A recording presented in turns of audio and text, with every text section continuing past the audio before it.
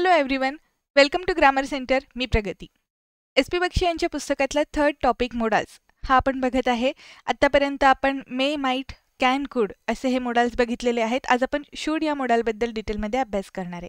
Basically should हे modal आपण ज्यावेळेस एखाद्याला सूचना करायची असते किंवा आपण एखाद्याला त्याचं कर्तव्य आहे असं सांगतो या अर्थाने देखील वापरू शकतो.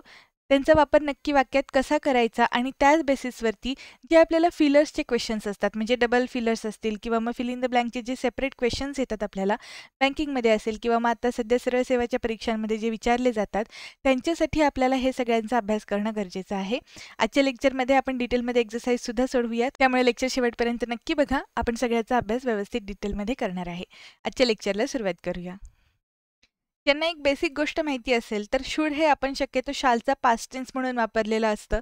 म्हणजे तुम्ही डायरेक्ट इनडायरेक्टची वगैरे वाक्य सोडवत असता त्यावेळेस तुम्ही अशा पद्धतीची काहीतरी हिंट लक्षात ठेवली असेल की जर आपल्याला पास्ट टेन्स वापरायचा असेल तर शालऐवजी शूड वापरायचा.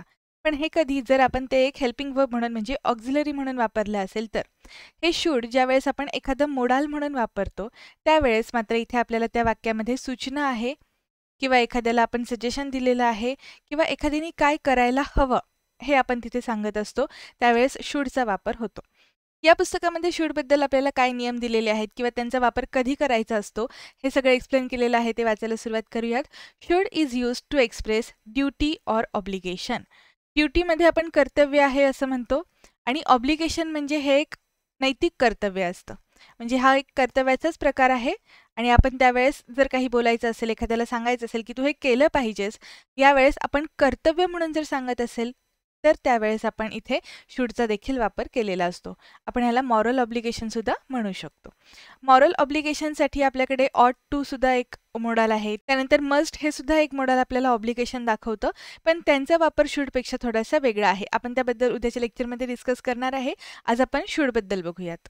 एक्झाम्पल बघूयात. You should stand by your brother.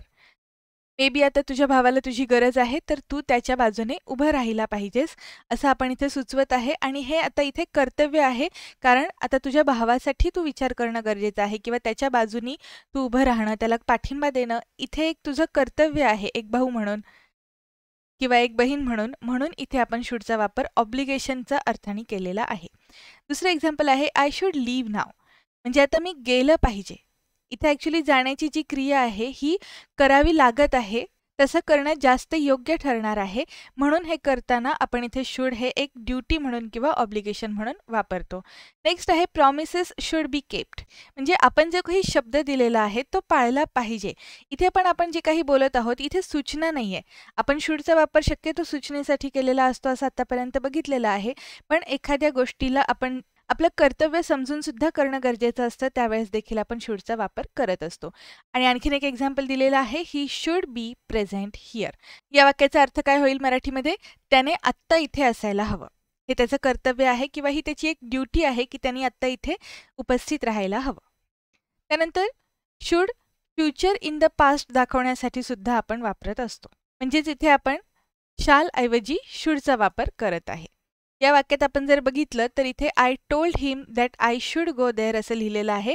Told हे आपल्याला V2 दाखवतं, म्हणजेच ही आपली क्रिया पास्ट टेन्समध्ये झालेली आहे. त्यामुळे हे जे नंतर आपण दॅट नंतर वापरलेलं वाक्य आहे हे पण आपल्याला पास्ट टेन्स दाखवण्यासाठी गरजेचं होतं, म्हणून इथे शूडचा वापर केलेला आहे. या वाक्याचा मराठी अर्थ काय असणार आहे? मी त्याला सांगितलं की मी तिथे जाणार होते. म्हणजे इथे आपण भूतकाळामध्ये भविष्यात काहीतरी घडणार होतं असं ज्यावेळेस सांगत होतो तिथे शूडचा वापर केलेला आहे. आणखीन एक एक्झाम्पल आहे did I not tell you that I should qualify. म्हणजे मी तुला सांगितलं नव्हतं का की मी पास व्हायला पाहिजे होतं. इथे आपल्याला पास्ट टेन्सच दिसत आहे, मात्र आपण त्यावेळेस त्या काळात जे काही आपण बोलत होतो ते मात्र काही काळानंतर म्हणजे थोड्याशा भविष्यामध्ये घडणारं होतं. अशा अर्थाने आपण फ्युचर टेन्स जो असतो पास्टमध्ये घडणारा त्यामध्ये देखील आपण शूडचा वापर करतो. नेक्स्ट आहे पर्पज. आता इथे एक सेंटेन्स दिलेला आहे walk carefully lest you should fall. या वाक्यात आपण लेस्ट हे एक कंजंक्शन म्हणून वापरतो आणि लेस्टच्या ज्या वाक्यरचना असतात ह्या कशा असतात त्याबद्दल आपण आपल्या डेली एक्सप्लेनेशन सिरीजमध्ये ऑलरेडी डिस्कशन केलेलं होतं. आता आपण एक थोडक्यात बघूयात की हे लेस्ट आहे, लेट्स नाही. ठीक आहे, हे आहे लेस्ट आणि लेस्टचा वापर आपण ज्यावेळेस वाक्यात करतो त्यावेळेस दोन महत्त्वाचे नियम लक्षात ठेवायचे. पहिली गोष्ट, लेस्ट हे स्वतः निगेटिव्ह आहे. That means it is negative in itself. हा शब्द नकारार्थी आहे, म्हणून या वाक्यामध्ये नॉटचा वापर अजिबात करायचा नाही. आणि दुसरा एक खूप महत्त्वाचा रूल आहे, ते म्हणजे लेस्टच्या वाक्यामध्ये शुड असणं कंपल्सरी आहे. आणि आपण हे लेस्ट कशासाठी वापरत आहोत, तर आपला पर्पज किंवा जे काही कारण आहे, हेतू आहे, ते सांगण्यासाठी. हे वाक्य काय दिलेलं आहे, walk carefully lest you should fall. तू नीट चाल, नाही तर तू पडशील. म्हणजे हे कारण आहे, पर्पज आहे. तू नीट चाल, कशासाठी नीट चाल, नाहीतर तू पडशील. म्हणजे तू पडू नयेस म्हणून तू नीट चाललं पाहिजे, हा तुझा पर्पज आहे, असं सांगत असताना आपण इथे लेस्टचा वापर करतो. आणि लेस्टला मराठीमध्ये तुम्ही नाही तर असं म्हणू शकता. म्हणजे तुम्हाला लक्षात आलं तर हा शब्द निगेटिव्हच आहे. नाही हे या वाक्यामध्ये, या शब्दामध्ये ऑलरेडी येतं, त्यामुळे आपण परत एकदा नॉट या शब्दाचा वापर किंवा दुसऱ्या कुठल्याही निगेटिव्ह शब्दाचा वापर इथे करत नाही. शूडबद्दल डिस्कस करत असताना आपण लेस्टचा एक खूप महत्त्वाचा नियम बघितलेला आहे. ॲक्च्युली 2 नियम आहेत, हे तुम्ही लक्षात ठेवा. नॉटचा वापर नसला पाहिजे आणि लेस्ट जर वाक्यात असेल तर कंपल्सरी शूड त्या वाक्यात आलंच पाहिजे. पुढे आहे कंडिशन सांगण्यासाठी सुद्धा आपण शूडचा वापर करतो. म्हणजे आपण जे कंडिशनल सेंटेन्सेस बघत असतो त्यामध्ये जे आपण इफ वापरून वाक्य पूर्ण करतो, त्यामध्ये तशा पद्धतीच्या कंडिशनमध्ये अटी सांगत असताना देखील आपण शूडचा वापर करू शकतो. एक्झाम्पल बघूयात आपण. Should you work hard you will get success. Should is used in the sense of if. म्हणजे आपण इथे इफ वापरण्याच्या ऐवजी शूडचा वापर केलेला आहे. इथे आपण जर इफ टाकून वाक्य वापरलं तर ते कसं होईल, if you work hard you will get success. म्हणजे जर तू कठोर परिश्रम केलेस तर तुला यश नक्की मिळेल. म्हणजे इथे फक्त इफच्या ऐवजी सुद्धा शूडचा वापर होतो. ही वाक्यरचना सुद्धा आपल्याला करेक्ट समजायची आहे. MPSC मध्ये जे काही प्रश्न विचारले जातात, खालीलपैकी करेक्ट किंवा इनकरेक्ट सेंटेन्सेस आयडेंटिफाय करा, त्यावेळेस तुम्हाला हे खूप लक्षात ठेवण्यासाठी महत्त्वाची गोष्ट असणार आहे की शूड हे आपण इफच्या जागी सुद्धा वापरू शकतो. त्यामुळे हा जो रूल आहे हा व्यवस्थित लक्षात ठेवा. नेक्स्ट आहे शुड हॅव. आपण काल देखील किंवा आधीच्या 2 लेक्चरमध्ये देखील मोडल परफेक्टिव्ह बद्दल बोललो होतो. इथे देखील शूड सोबत आपण हॅव वापरलेला आहे. ज्यावेळेस आपण हॅवचा वापर करतो त्यावेळेस तिथे क्रिया पूर्ण झालेली आहे असा आपल्याला बोध होतो. इथे एक्सप्लेनेशन काय दिलेलं आहे, this form is use to express obligation in the past. म्हणजे भूतकाळामध्ये असं करणं कर्तव्य होतं किंवा तसं केलं जाणं गरजेचं होतं, एक गरज होती असं सांगत असताना आपण इथे हॅवचा वापर शूड सोबत केलेला आहे. It may imply the non performance of the action.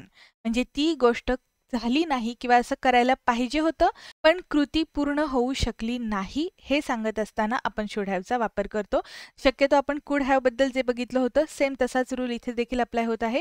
कुड हॅव ज्यावेळेस आपण म्हणतो त्यावेळेस कृती करायची राहून गेली असं आपण म्हणतो. जे कृती करायची राहिली असं सांगत असताना आपण कुड हॅवचा वापर करतो. थोड्याफार तशाच सेन्समध्ये आपण शुड हॅवचा देखील वापर केलेला असतो. एक्झाम्पल्स बघूयात. You should have stood by your brother. म्हणजे तू तुझ्या भावाच्या बाजूनी उभं राहायला पाहिजे होतंस, तू त्याला पाठिंबा द्यायला पाहिजे होतास, तू त्याची बाजू घ्यायला पाहिजे होतीस, पण तू असं केलं नाही. हे जे आपण पुढचं वाक्य बोलत आहे पण नंतरचं, ते इथे आपण स्किप केलेलं आहे.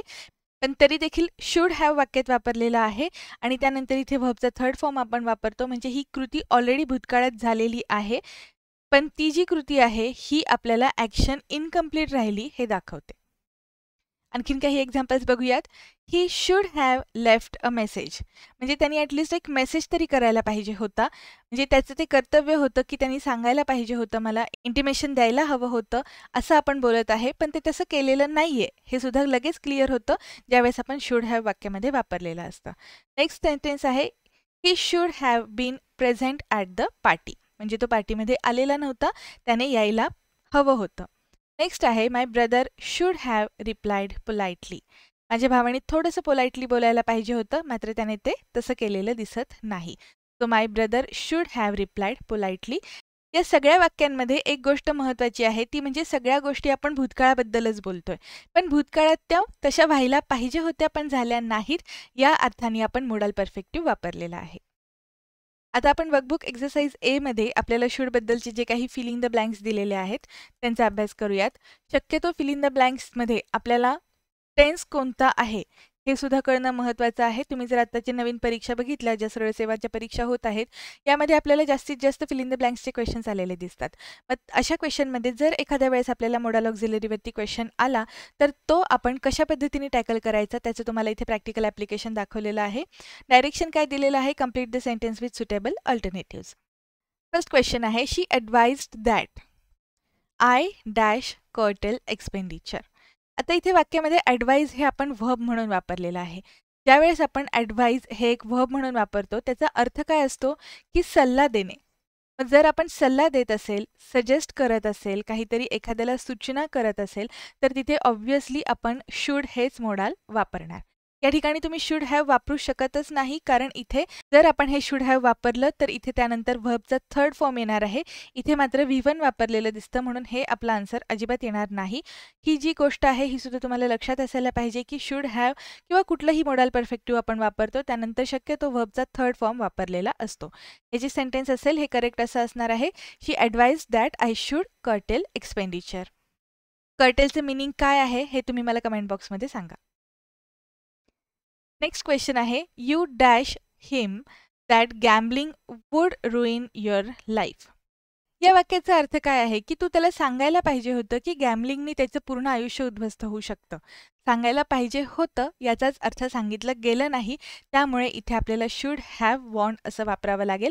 हे मोडाल परफेक्टिव्ह वापरून मग आपलं वाक्य पूर्ण होईल. सेंटेन्स कसं असेल, you should have want him that gambling would ruin him. Next example, we enjoyed the movie you dash there. आम्ही जो काही मूवी बघितला तो आम्ही खूप एन्जॉय केला, तू तिथे असायला पाहिजे होतं. या सेन्सनी आपल्याला हे वाक्य कंप्लीट करायचं आहे. याचा अर्थ आपण ज्याच्याशी बोलत आहे ती व्यक्ती तिथे नव्हती, पण आपण ती असायला पाहिजे होती असं म्हणत आहोत, त्यामुळे इथे शुड हॅव बीनचा वापर केलेला तर ते वाक्य जास्त योग्य असणार आहे. We enjoyed the movie you should have been there. Next example, dash you work hard you will pass. आपण मगाशी जो रूल बघितला होता, रूल काय आहे आपला, कंडिशन सांगण्यासाठी आपण इथे शूडचा वापर करतो. म्हणजे इफच्या ऐवजी आपण वाक्यामध्ये शूडचा वापर केलेला असतो. आपण मगाशी डिस्कस केलं होतं की अशा पद्धतीचं जर एक्झाम्पल आलं तर ते देखील आपण करेक्ट समजायचं आहे. त्यामुळे जर आपण इथे कंडिशन या सेन्सनी वापरत असू तर या वाक्यात शूड आपलं हे फिल इन द ब्लँकच्या जागी आलं पाहिजे. Should you work hard you will pass. 14th क्वेश्चनचा आन्सर असणार आहे C option. Next example, I told him that I dash live next day. या वाक्यामध्ये आपण फ्युचर टेन्सबद्दल बोलत आहे. म्हणजे मी त्याला सांगितलं की मला उद्या जावं लागत आहे. इथे मला जावं लागत आहे, माझ्यावरती ही ड्युटी आहे किंवा मला हे ऑब्लिगेशन आहे, एक गरज आहे माझं जाण्याची, त्यामुळे इथे आपण शूडचा वापर करणार आहे. आणि मगाशी सांगितलं तसं शुड हॅव जर वापरलं असतं तर आपण पुढे लेफ्टचा वापर करणं गरजेचं होतं, त्यामुळे बी हे आपला आन्सर नसेल.